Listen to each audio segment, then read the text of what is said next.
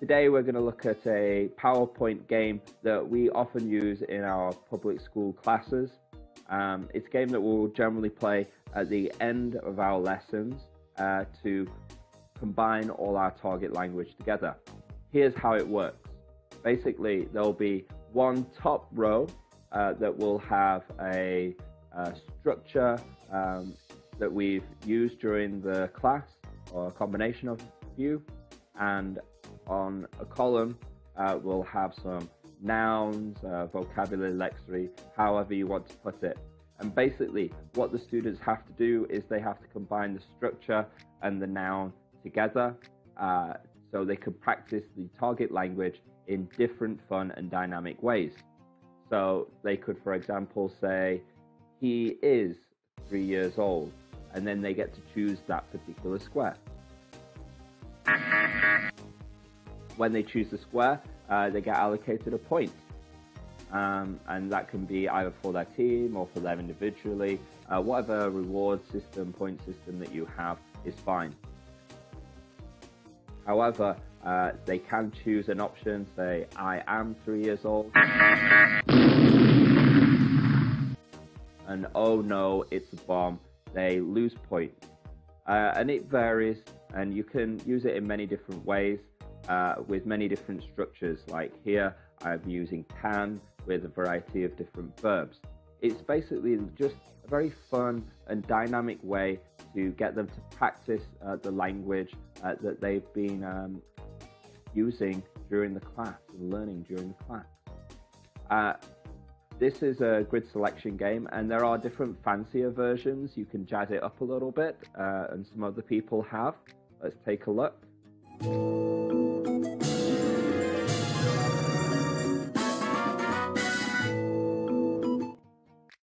So instead of having points, what you could do is if they say he is talking to friends, it could take you to different screens with different rewards and different punishments, etc.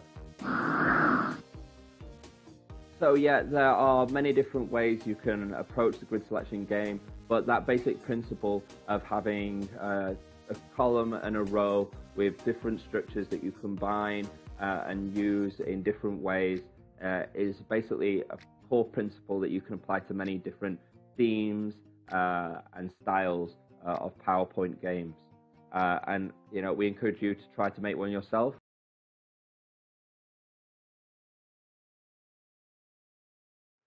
So my first slide is always an example slide, so I can give students a quick guide with my words and visually. So here I'll just explain that they choose two, so they can choose A and say C, for example, but these are two pictures which are not the same. But if they choose B, banana, here's the word, which one has banana? It is A. So here they match and they can get some points based on that. So with this slide, it's very colorful, and basically all they have to do is to choose a letter. You can do it grid based, so they can choose like A1, B2, and you can use it in a variety of different ways. This particular PowerPoint is set up for picture and word, but you could also set it up to be part of a structure along with another part of a structure, like I can, and some verb or something like that, whatever target language you've been practicing. Or you could do it with a word and a sound. It doesn't necessarily have to be a picture. They're pretty easy to set up. I'll show you how this one is set up. So if you want to change and adapt this PowerPoint slide, what you need to do is click on the colored slide, the colored box, and right click, and then go to center back, and you'll have this white square here. What you can do with that is you go change picture, and you choose a picture from one that you've pre-selected, or you can just type in a word or something like that. Once you've finished, all you have to do is click back onto the color section and bring to front And there you go, all changed up. Make sure that you save it after you've completed all the memory outline that you want to do, and enjoy.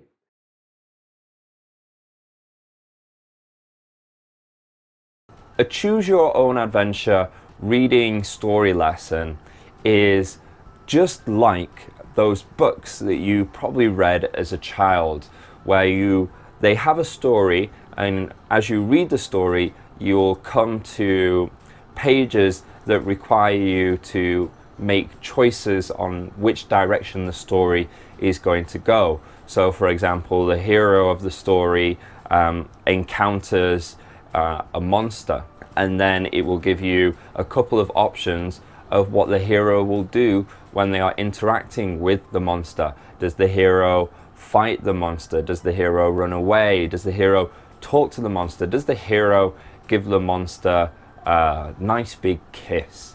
What you have to do is, when you choose one of those options, you then turn to the page that's specified and you continue the story. And sometimes it gets to the end of the book and the end of the story, and sometimes it continues the story, or even you turn to a page where the story finishes. Well, that idea has been used for story lessons for teaching English. And there are many of these choose your own adventure PPT stories out there, and we've put a couple on our story website, and you can check out the link below to get your copies of those. There's generally two types. The first type is the one that is like a book. So it has a clear beginning and a very clear end that you progress towards, and in the middle, that's where all the choices for the adventure happens. An example of this would be like the Mario PPT Choose Your Own Adventure story, where the princess gets kidnapped by King Bowser, and then the students have to go through the reading class and choose how Mario is going to get the princess back, and at the end of the story Mario saves the princess. So very clear beginning, clear end, and an idea of what actions they should choose to sort of progress the story to the end. So the very hero's journey. The second type of choose your own adventure story is one that is very much just create your own story. It's that story that has a beginning, but it's not got a really clear plot. It's kind of like some sort of Lewis Carroll esoteric kind of random slides sort of bunched together that students can create their own story from. I find students quite like that sort of idea, and it works well with the older students because they can't predict where it's going. One thing I would advise is, if you're going to do one of those sort of stories, is that you always include an icon, like a timer icon, in all of your slides. So if you're getting towards the end of the class and you need to wrap it up, you can click on that and it will bring you to some random end slide where maybe they wake up from the story, and that's kind of like an ending to the story and an ending to your class. If you are wanting to build one of these choose your own adventure stories, what I really would suggest is that you plan out and write out all the sort of links between the different slides, so you've got it clear in your mind how the story can progress and all the possible arcs and links out to the different slides and where it can go. It will help you organize your thoughts a lot better, and it's better than sort of just jumping in, because you start to lose track of your hyperlinks and stuff like that.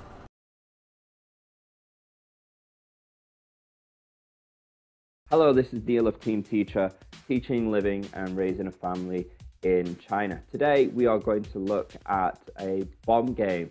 You might have heard this from other ESL teachers. Let's see what a bomb game is. Basically, a bomb game is a PowerPoint game. And let's have a look now at kind of how it works. So a bomb game will generally have a home slide. Now on this home slide, what you'll see is a selection of either letters or numbers or a combination of both. What the students have to do is they have to select one of these letters or numbers.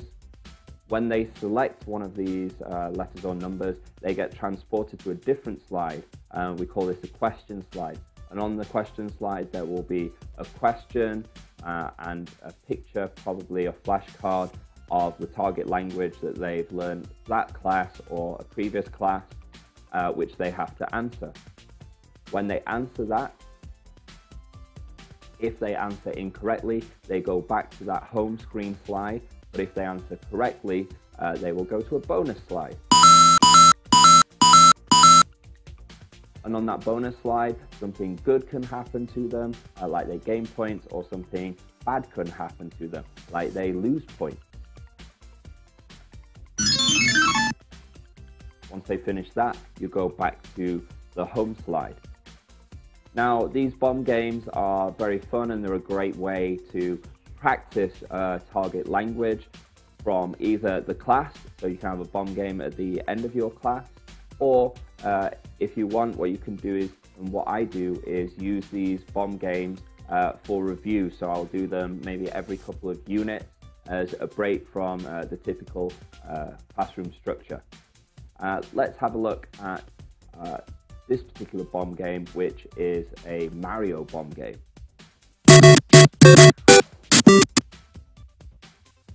So bomb games are made by teachers like myself, and they are generally themed, and they're themed with young students in mind. So stuff that's really popular in video games, TV, and comics and books. For example, this Mario one. And generally they'll start with a title card that gains the student's attention.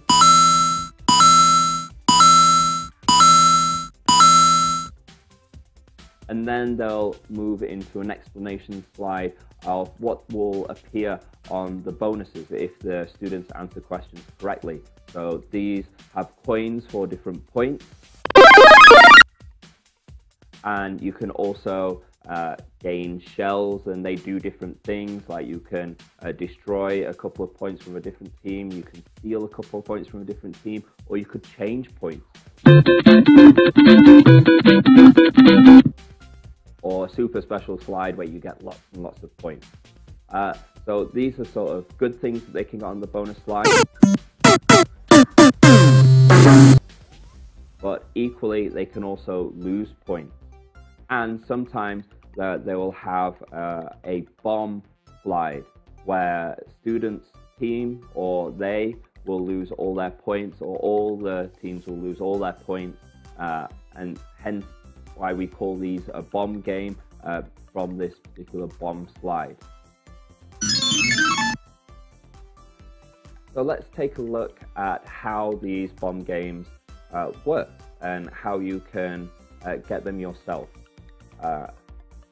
So when you get your hands on a bomb game, what you need to do is go through the slides after the home slide, and you just basically need to change the question and the picture to a flashcard that you desire of the target language that you're aiming to teach and practice. And basically you just go through all of these until they're all changed to your target language. And it's that simple. Now, this is a Super Mario bomb game, but there are a variety of different themed bomb games out there. The majority of them are on the Whiteboard forum.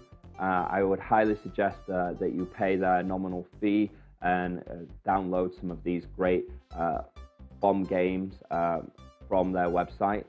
And make sure to credit all these fantastic teachers out there that have come up with these great and wonderful, fun and dynamic learning tools for their students. Let's take a look at a couple of different bomb games so you can get an idea of all the different themes of bomb games that are out there. Remember, if you like this video, please consider subscribing to our channel. Also remember to check out TeamTeacherChina.com for some of the bomb games that we've been able to collect from all these wonderful teachers and put up onto the website.